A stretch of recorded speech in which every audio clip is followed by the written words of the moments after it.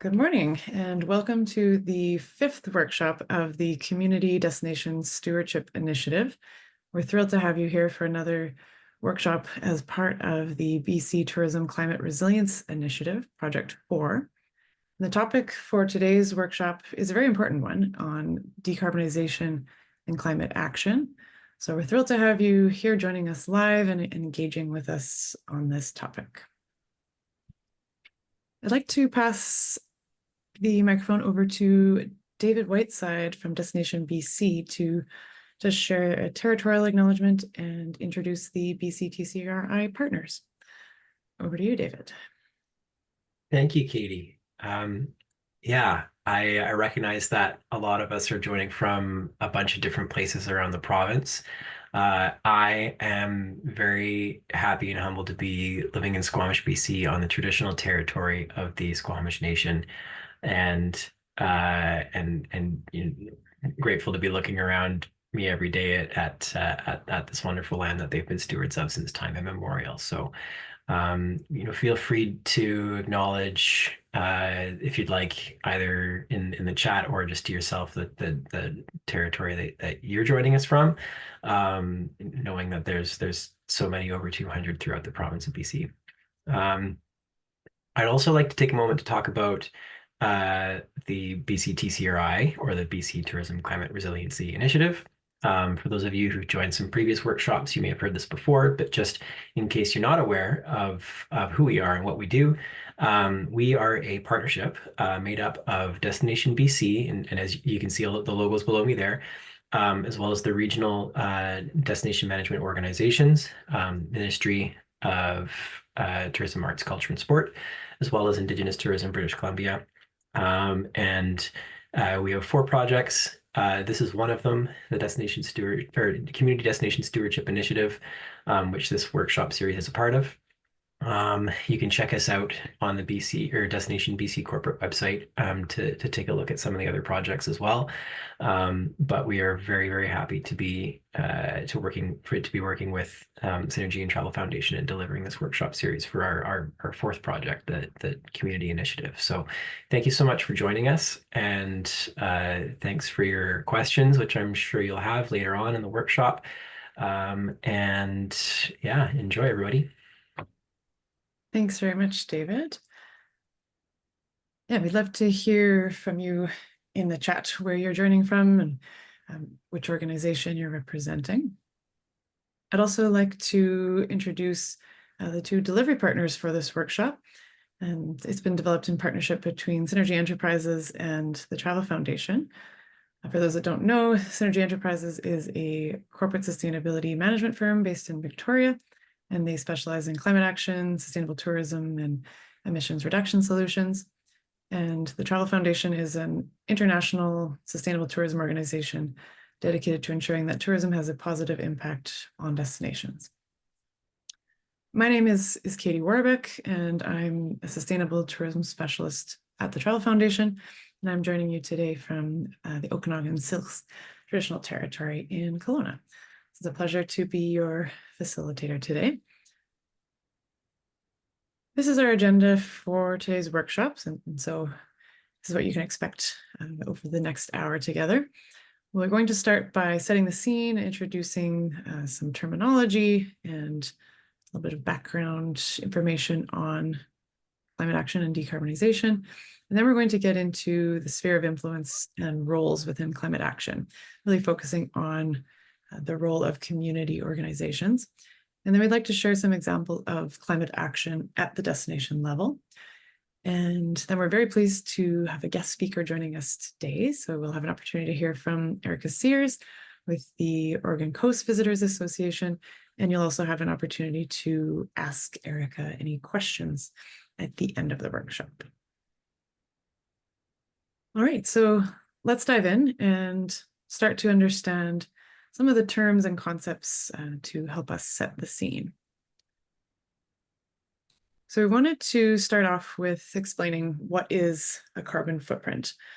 You may have heard this term before, and really it's talking about how, as an organization, can you start to understand the emissions impact of your operations. So when we use the term carbon footprint, we're referring to the total amount of carbon emissions produced from an organization's activities. And it's calculated by taking the activities and multiplying them by an emissions factor. That gives us a number in tons of CO2 equivalent, or CO2e, and that's a way to compare apples to apples, let's say. And when we're talking about a carbon footprint, we're calculating it within an established boundary and for a clear scope. And there are guidelines in terms of that carbon accounting established by the greenhouse gas protocol. So you can, if you're curious to learn more about that, look up the greenhouse gas protocol corporate accounting and reporting standard.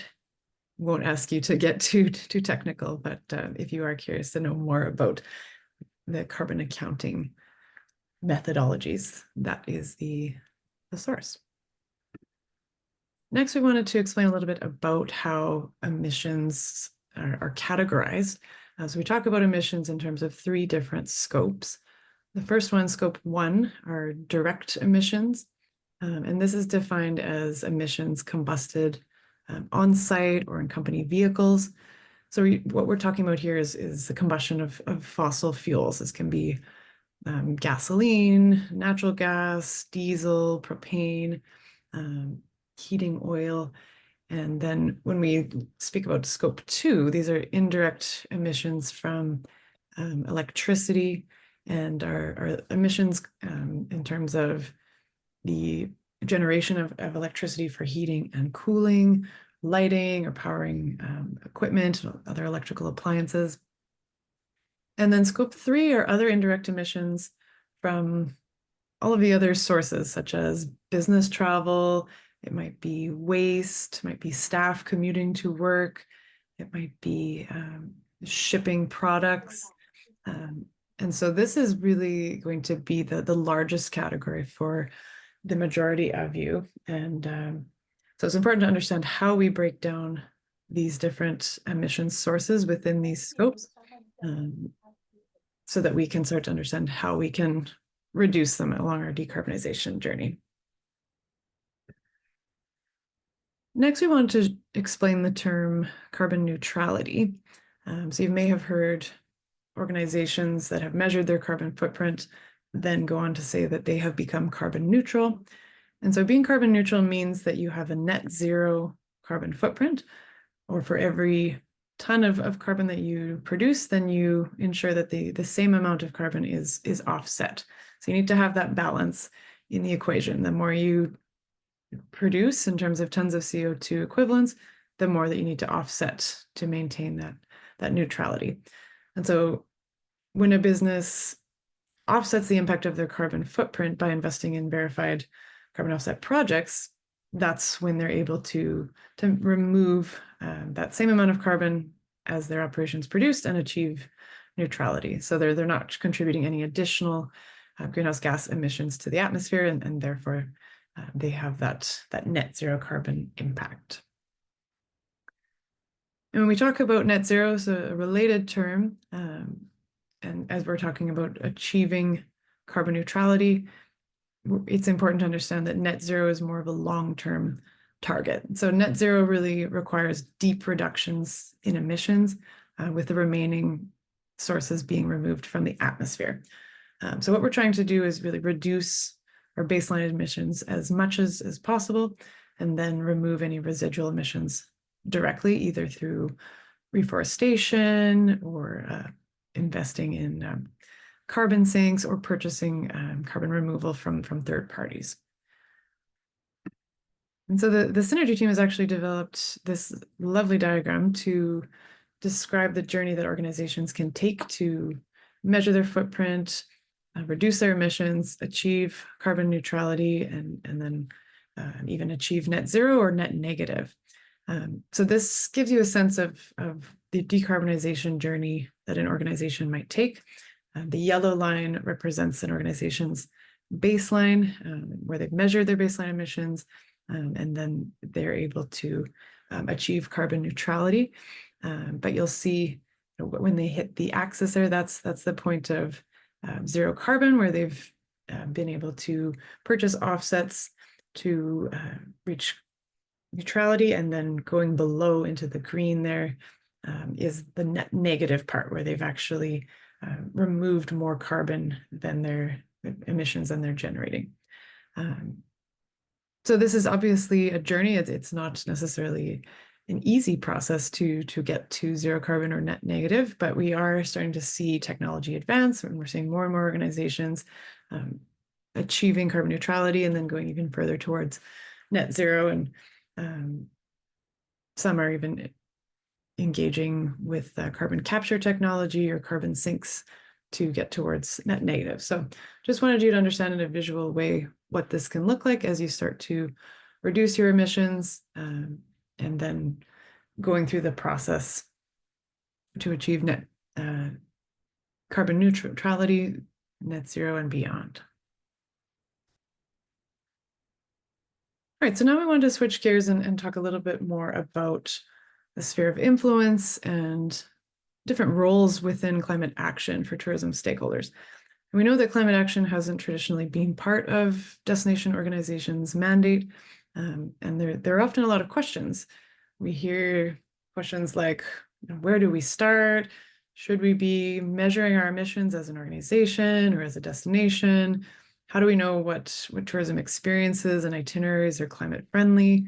And it's understandable that these questions are coming up, because this is often a new area for community destination organizations and other supporting organizations in tourism. But we want you to know that you can really play a critical role in accelerating climate action within your destination and supporting the many small and medium-sized businesses that will be actively involved in decarbonizing tourism. So you really have a huge opportunity as a catalyzer and an enabler.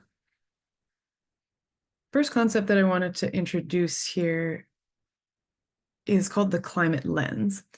And this really means that you are thinking about climate within your current processes and operations, and thinking about how you can make them more climate smart. So this doesn't mean necessarily that you need to hire new staff or completely change the way that you're working. This is just adding an additional layer, or adding an additional climate lens onto things you're already doing around product development or experience development. Could be adding that lens to your marketing, to research and data, and even governance. So when we think about how we can apply a climate lens, for example, with product or experience development, it might be the creation of cycling itineraries instead of a driving tour. Or it might be thinking about how you can work with your operators and suppliers to create lower carbon experiences. When we think about marketing, it might be targeting source markets that are closer to home rather than long haul. It might also be in terms of encouraging visitors to visit local plant-based restaurants, or providing itineraries highlighting electric vehicle chargers and EV road trip routes within your destination. When we think about research and data, it might be, for example, how can you share information about the carbon footprint of certain products and experiences, and what sort of indicators might be important to understand whether you are becoming more climate smart. And on the governance side, this could be in terms of allocating funding, or even thinking about how much staff time is allocated to climate action planning and other climate-related initiatives. So next we wanted to talk about the concept of a sphere of influence. And so this is really thinking about, where do you have direct influence? Where do you have control? And so one of the best ways to think about this is to reflect on the fundamental services that your organization delivers and your key stakeholders. And also thinking about, where do you spend money? What are those levers that you can pull? So that you may not always necessarily have the ability to directly control and decarbonize part of the tourism value chain, but I'm sure that you do have influence with a number of different stakeholders. So for example, you might think about the influence that you have with your employees, board members, suppliers, if you run conferences or events, the attendees there, also your level of influence with visitors, other industry peers, and how you choose to brand and market the destination and the tourism experiences there. You can also think about the relationships you have with suppliers and thinking about the contracts and procurement that you do. If you're purchasing food and beverage for an event, sourcing venues, office equipment or vehicles perhaps.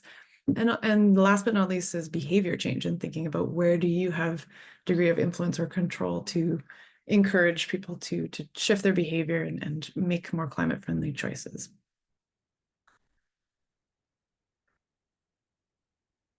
Also wanted to talk about some of the different roles that destination organizations and community organizations can play in terms of climate action.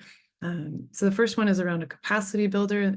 This is really in terms of supporting enterprises within your destination to understand more about climate action and what they can do to start along the decarbonization journey. An advocate could be using your influence with government or with the media to speak up about climate action and the importance of this work. Partnership developer can be using your influence with other community groups, nonprofits, and perhaps it's creating a pilot project and even bringing in other non-tourism partners. And lastly, in terms of a communicator, we know that the destination organizations really excel at communicating to visitors, communicating to other tourism operators, government, and so really thinking about how you can lean into that role as a communicator and bringing folks together along this journey. So you may have seen this infographic before, but we wanted to just highlight that everyone has a role to play in climate action. And we know that within British Columbia, there's a number of different partners involved in the development and delivery of tourism. But we all have a different role to play within that. So in terms of industry and our operators, they are the ones that generally own the physical assets and deliver the tourism experience and have the most control over the decarbonization process. But also, we know that government has an important role to play in terms of setting policy. They often manage infrastructure and transportation. And so there's many pieces of bringing people into our destinations, helping them move around, and incentivizing or disincentivizing certain behaviors. So government certainly has an important role to play. Industry associations, of course, are also very important in terms of supporting our tourism industry. And then destination organizations really play that connecting role, working with operators, working with travel trade and media. Some of you are running visitor centers, communicating directly with visitors, and often you set the direction on target markets. So you're developing itineraries and developing assets as well to promote certain experiences. So you really have that direct line to the visitor and influencing how they are choosing to travel within your destination, the types of experiences that they're choosing. So it's really important to take everyone along on this decarbonization journey, because it will be able to create a much greater impact and make this work easier if you're not trying to do it alone. So one global initiative that's really tried to bring the travel and tourism industry together around climate action is called the Glasgow Declaration. And so this came about in 2021. And the Travel Foundation was one of the founding partners involved in the Glasgow Declaration on climate action and tourism. And it was really designed to align travel and tourism to support the global commitment to have emissions by 2030 and reach net zero as soon as possible before 2050. And so this is aligned with the Paris Agreement. But what we ask of those that choose to be signatories is that they commit to publishing a climate action plan within 12 months of signing the Glasgow Declaration, and then work to implement that plan, and also to report publicly on their progress at least annually. So there's a level of accountability involved as well. But there's also a huge global network of tourism organizations that are all working towards making the same changes. There's resources and tools provided at no charge for signatories, and you also have the opportunity to receive international visibility on the One Planet Network website. So we'll share a little bit more about the Glasgow Declaration in this workshop, but you'll also see more on this in the accompanying resource. I just wanted to introduce the 5 pathways of the Glasgow Declaration. The first pathway is around measure. This is in terms of measuring and disclosing your travel and tourism related emissions. Next, we have decarbonize, which is what we're speaking about today in terms of setting and delivering targets aligned with climate science and taking action to start to decarbonize tourism according to your role and level of influence and control. The next pathway is regenerate. This is really thinking about how we're restoring that balance with nature, how we're restoring, regenerating ecosystems. Collaboration is hugely important to the decarbonization journey and how destination organizations can really shine within their role. So bringing together partners, aligning your climate action plan and aligning your efforts to be as effective and coordinated as possible. And lastly is finance. We know that, that there needs to be some level of funding to be able to decarbonize and to do this work. So we want to make sure that resources and capacity are sufficient to be able to implement climate action plans that are being developed. So I hope this is helpful just to understand the different aspects of work that you can include within a climate action plan and start thinking about within your local context how you might be able to start tackling some actions within these pathways.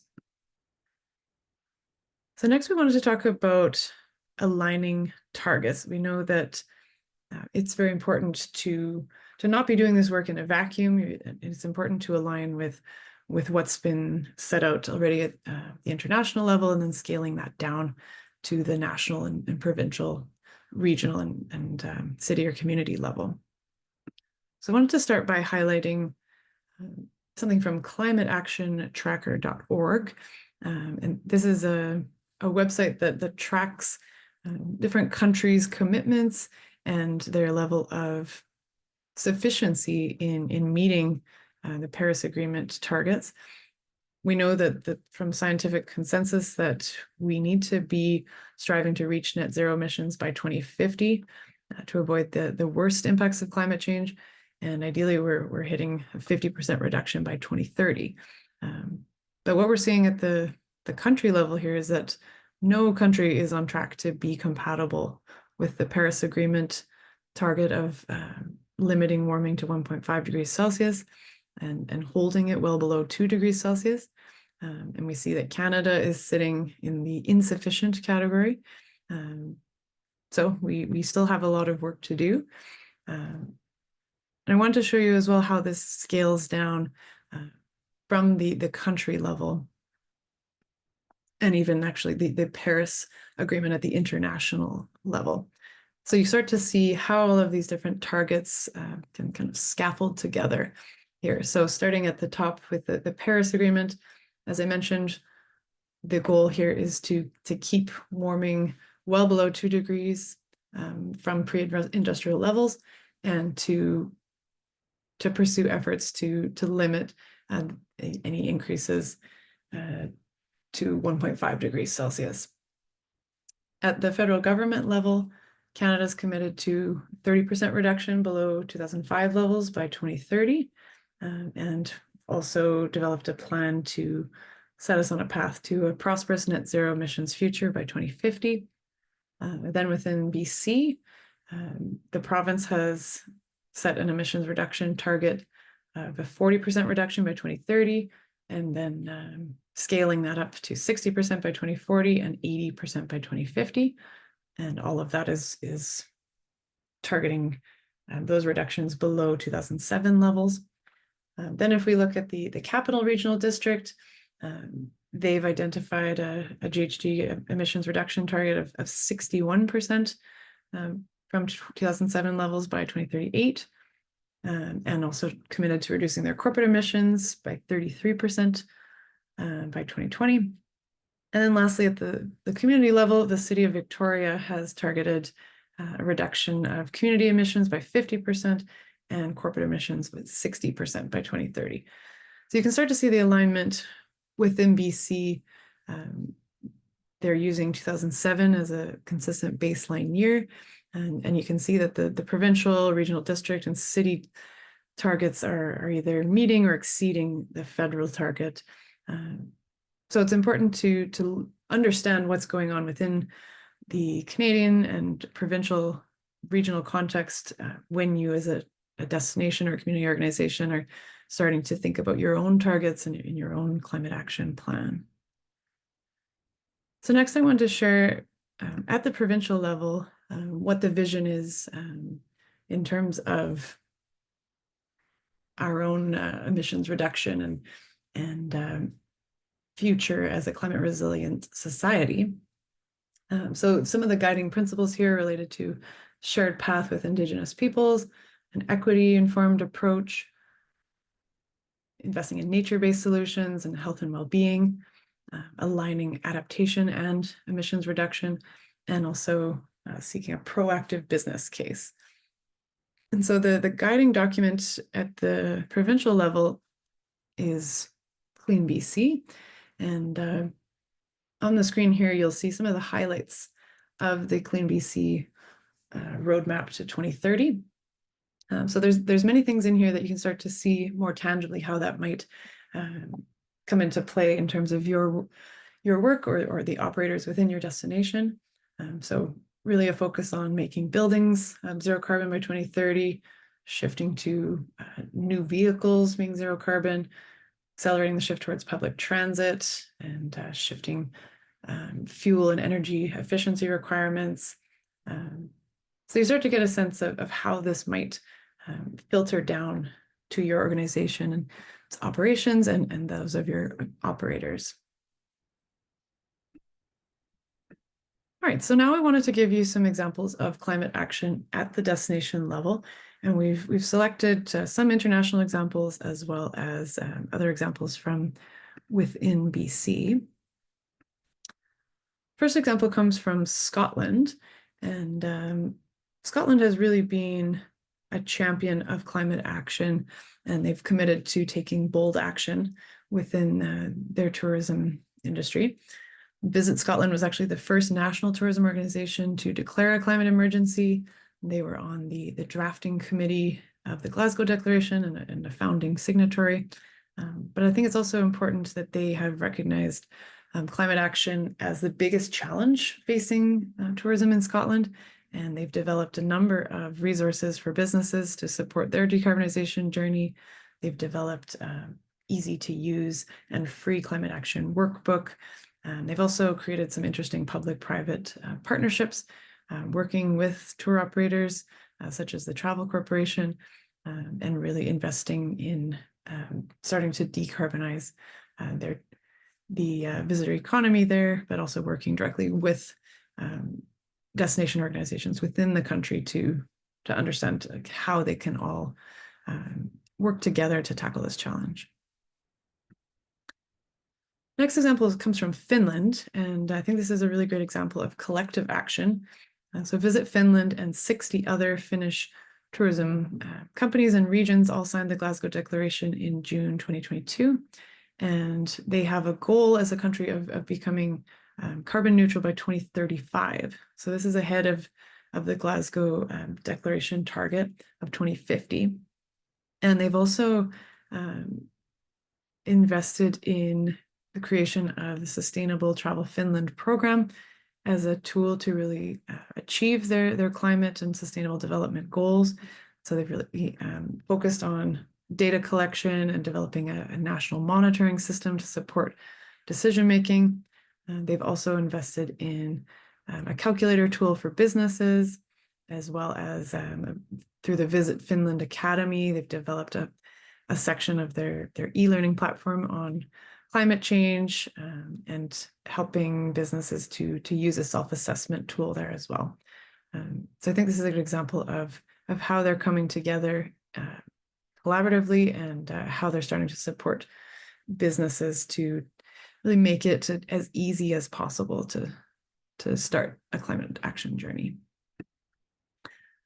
Next example comes to us from Sweden and Gothenburg, and they've developed a visitor carbon measurement tool at travelandclimate.org.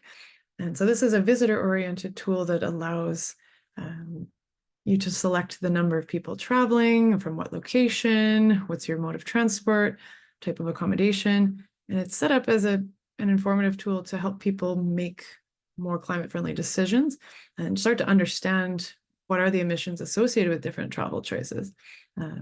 But this tool is open, freely available. And so if you'd like to take a look at that, I think we've got the link in the chat now.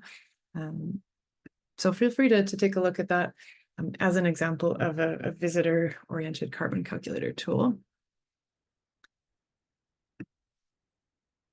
And now we'd like to bring it closer to home and focus on some of the BC projects.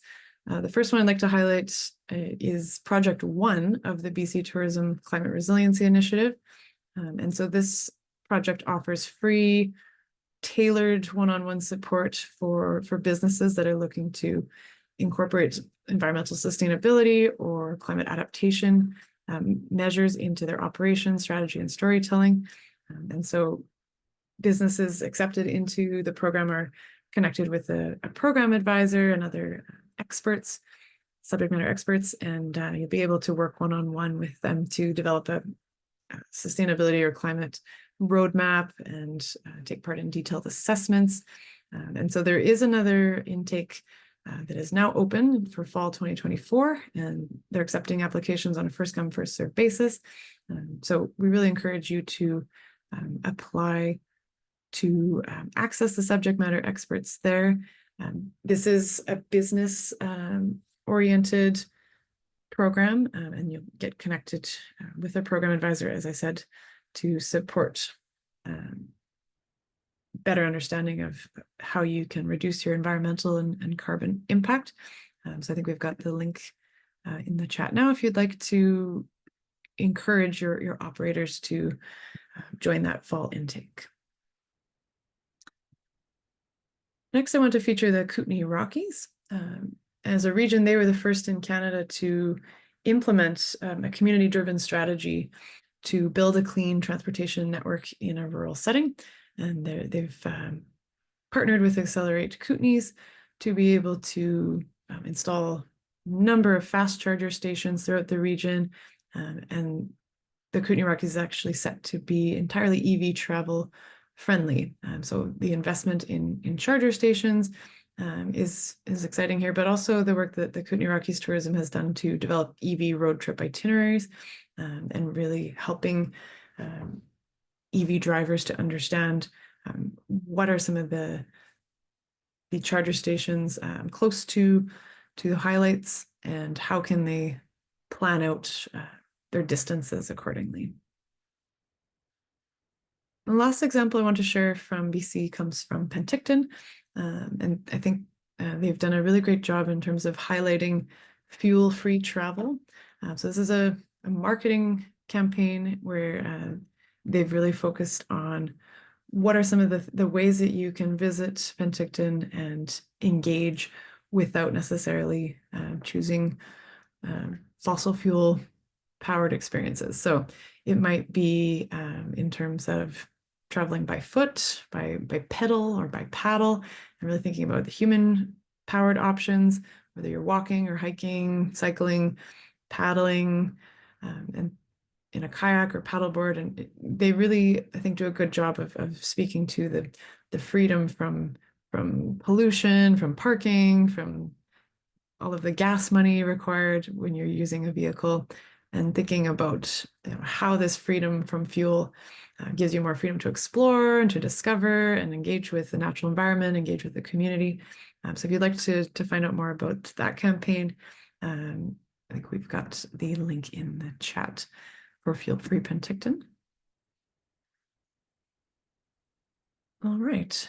So now I'd like to shift gears and introduce our guest speaker. We're very excited to be joined today by Erica Sears, who is the Deputy Director at the Oregon Coast Visitors Association. And OCVA, as they're known, is a signatory of the Glasgow Declaration. And Erica is also a co-chair of the Destination Climate Exchange, which is a monthly virtual exchange for destination organizations around the world. And she's really been instrumental in leading the Oregon Coast Visitor Association's climate action work and engaging their stakeholders along that journey. So over to you, Erica. Great. Thanks, Katie. And thanks everyone for letting me join your group today. I've met with many BC DMOs and really respect a lot of the work and partnerships you have up in your region. So as Katie mentioned, I'm the Deputy Director for my tourism organization, the Oregon Coast Visitors Association. But I am not an economist. I'm not a climate scientist, a transportation specialist. However, even without that expertise, I feel like I have been able to spark a lot of meaningful climate action work within my organization that has brought deep meaning to the work for all of our staff. It has strengthened a lot of relationships. It's positioned us really well politically within our region as well. And so I'm kind of excited. I'm excited to share what that has looked like for us. And I hope it's encouraging to you as well, depending on where you are in your journey. If you're just starting out and you're thinking like, I am not qualified or trained to do this, you actually have, especially within your sphere of influence, a lot of action that you can take and make change. So we'll go to the next slide. Whenever I give a presentation with within the tourism industry, I like to be very transparent about the size of our organization. I know it's something that I always look at when I'm hearing a presentation. I think like, do they have a staff of 75 people or 2 volunteers? What's their budget? And so I like to just start with that so you can kind of know where I'm coming from. We are a regional destination management organization, and we work directly with our state agency, Travel Oregon, to have that role and work within our region. We now have 9 full-time staff, which is the largest our team has been in a very long time. And our annual budget is about $2 million, and that comes from the transient lodging tax or the room night tax. Plus, we have been increasingly going after state, private, and federal grants, which I will also talk about. So that's just a quick snapshot of the size of our organization. And then going to the next slide, I thought I would talk a little bit about the size of our region as well, which also determines our sphere of influence. So we are the entire Oregon coast from the Washington border to the California border, which is about 584 kilometers of coastline. Within this region, we have 4 federally recognized tribes, so 4 distinct nations. There are 7 county governments, 32 city governments, and about 35 tourism organizations. So there are a lot of partners in our region and a lot of different government bodies working within this region that we also get to work with. And within the Oregon Coast region, we have been seeing for years that we are experiencing climate change. We're having rising temperatures, increased rainfall. Some of the highest levels of ocean acidification in the world have been recorded off of the Oregon coast. And so during 2020, obviously a monumental year for everyone around the world, what we saw for the first time in our annual tourism survey for our partners was that people started noting that, yeah, maybe climate change is something we should be thinking about in both the short term and long term. And so with that kind of green light, we decided to go ahead and start working on climate action and seeing what is our role in climate change and how is climate change being impacted by the tourism industry, but also impacting our industry and the experiences that we can offer to our visitors. So we made that determination. It was really exciting. We're like, we're going to do this. And then as soon as we signed on, we thought, oh gosh, how are we going to do this? It was a little overwhelming at first, but we first started out by creating a climate action plan. And so on our next slide, um, if there's one thing to take from my presentation, this is just the biggest things that we learned and got stuck on, but then once we figured out, really accelerated our strategic direction with our climate action work. So when we first started this plan, we there was not a lot of tourism organizations doing this work, so we didn't have a lot of examples, especially for our regional size and strategy. And so we hired a climate scientist, Patty Martin, and her and I were going back and forth like, well, what if we worked with every single business and helped them reduce their electricity use? Or what if we worked with every single business and did this? And it just didn't feel possible because at that time we had a team of like 6 people in a huge region. And we're like, there's no way we could ever do that work. And we had to take a step back. And then we just had this day where we were like, what is our sphere of influence? And looking back, it feels kind of silly, like, it seems so obvious, like, to know what you do in your role, but actually sitting down and identifying, like, what are we really good at? Like, what are the projects that we're really proud of, and how did we get them done? And so what we ultimately determined was that we have sort of 3 spheres of influence, which are very similar to the ones Katie shared earlier. So there's internal, our own, staff and board members that we're able to have a very strong influence over. There is a community ring, which for us is our local partners and our state partners. And that's tourism businesses, but also transportation agencies and a lot of other organizations working within our region. And then lastly, but maybe most importantly, is we also influence visitors, and that is historically what tourism organizations have done. We've influenced them where to buy, where to stay, when to come, what to do. And so those were sort of the 3 spheres that we determined that we could have an influence over. And once we got that, like, determined, it was such a relief. We're like, "Whew, we don't have to do everything and be everything to everybody because this is where we're able to make change." So that was one really big, acceleration that we had that I would really encourage people to spend some time. And I think it actually could be a very fun meeting, like sitting down with your team and being like, what are we good at? Like, what can we do? And what do we love to do? The second thing that we ended up spending a lot of time on was prioritization. So I feel like when you first start the work, you're like, what do we do?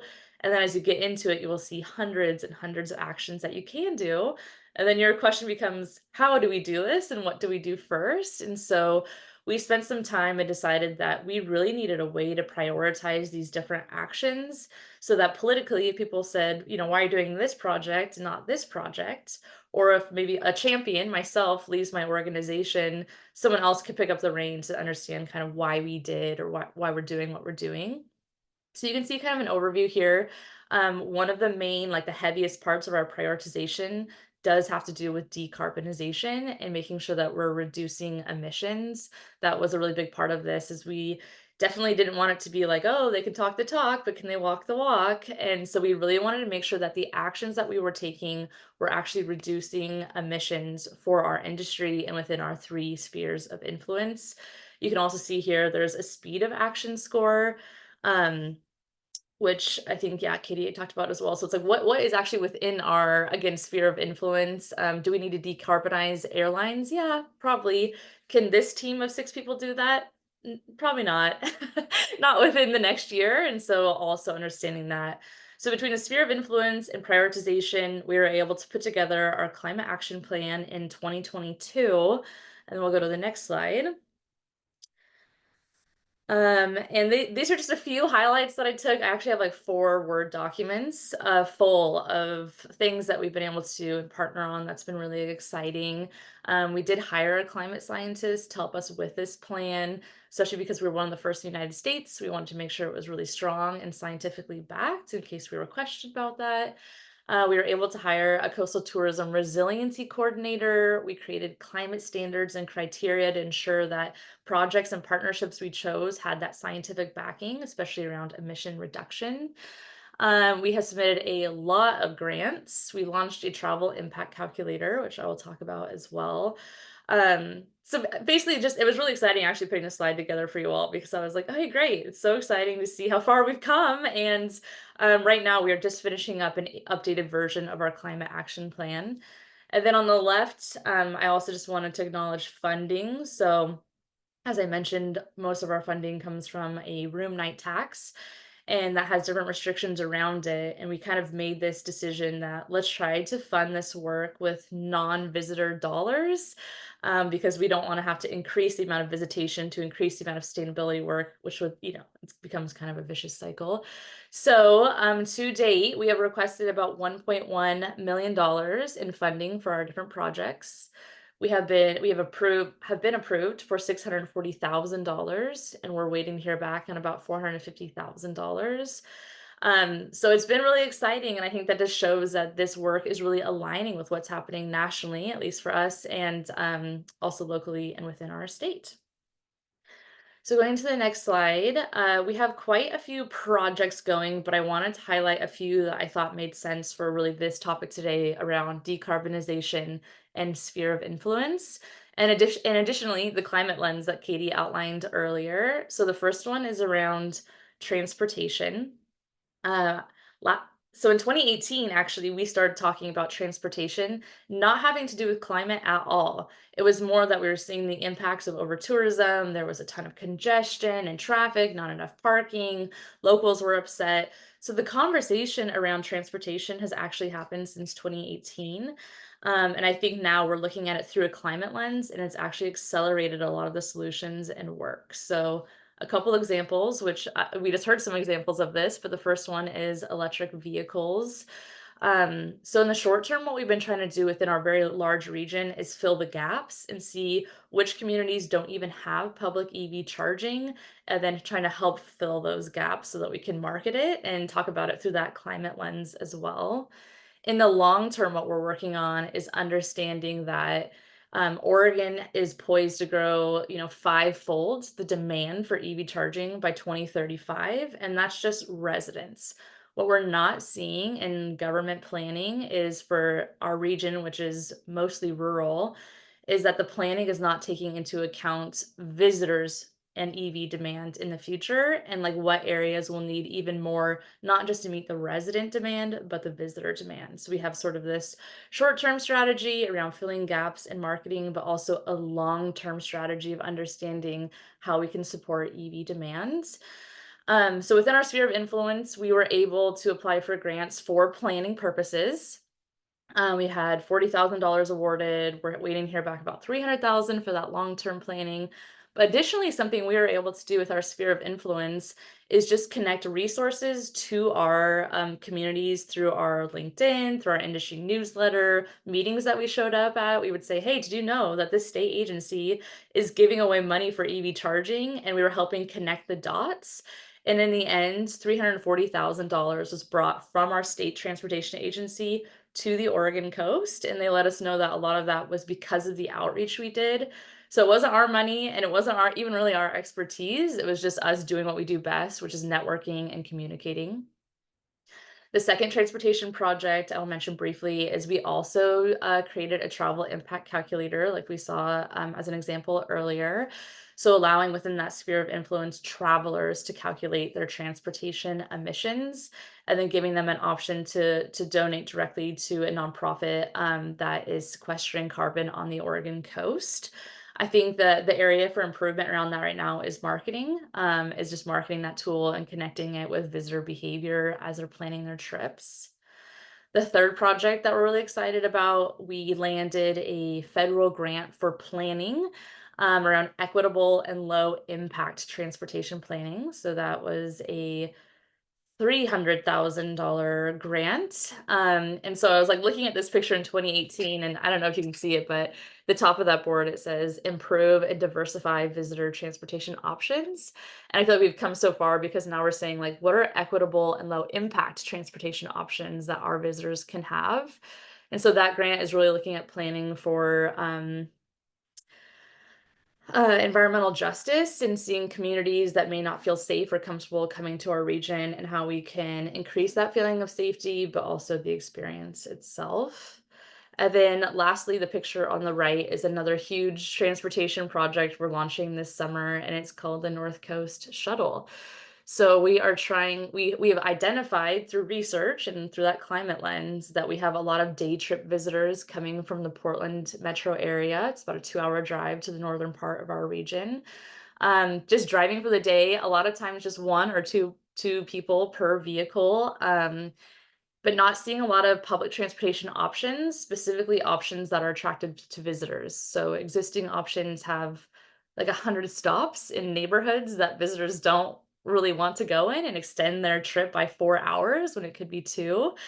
Um, so really trying to launch the shuttle. We just did a pilot version, which is what this picture is from, so that riders can decrease their travel carbon emissions. We've estimated by nearly 80%. It can reduce parking stress and traffic for our local residents. And also it's part of that experience enrichment and creating that product development. Huge windows, it's more relaxing. As you can see, our partner David is reading a book and looking out a window, and there are stunning views. So those are our transportation projects. That's also where we see our largest carbon emissions for our industry within our region is about transportation. So a lot of our projects are being focused on transportation.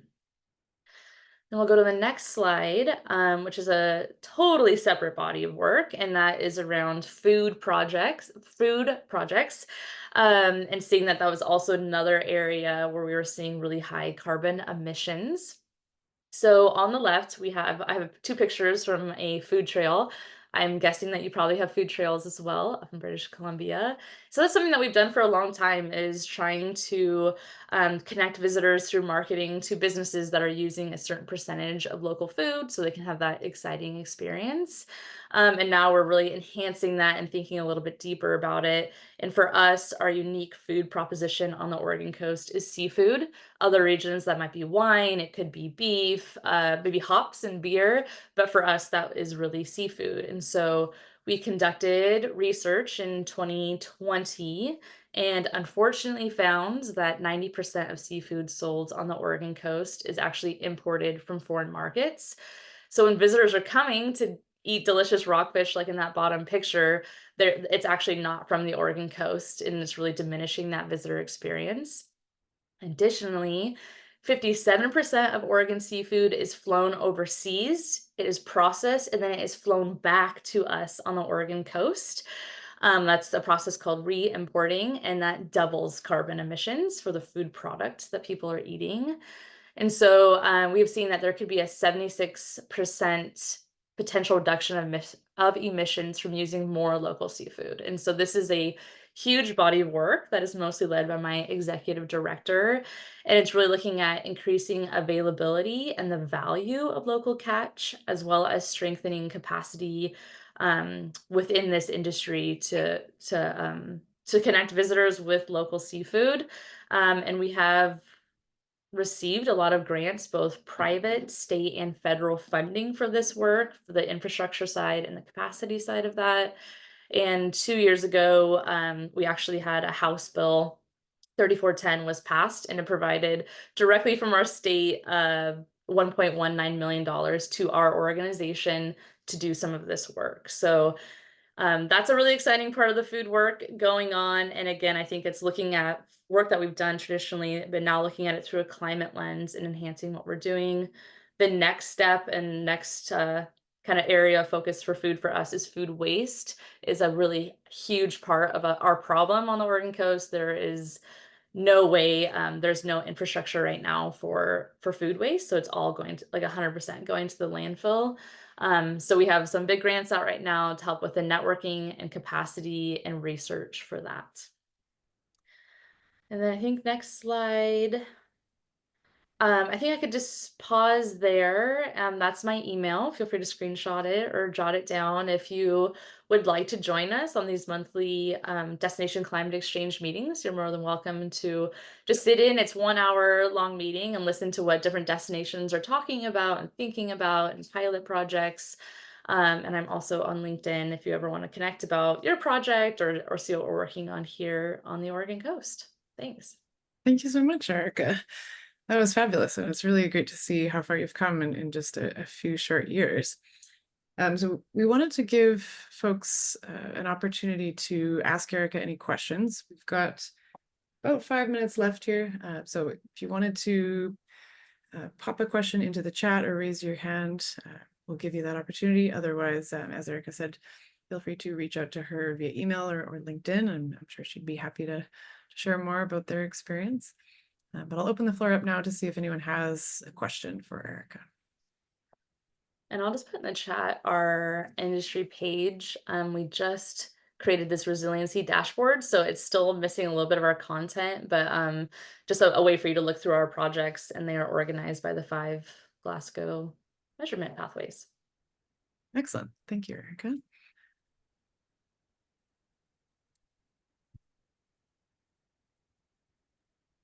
Can I just jump in for a question for Erica? Of course. Yes, go ahead, Nikki.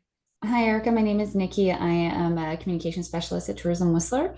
I'm interested in your pilot, your North Coast pilot shuttle.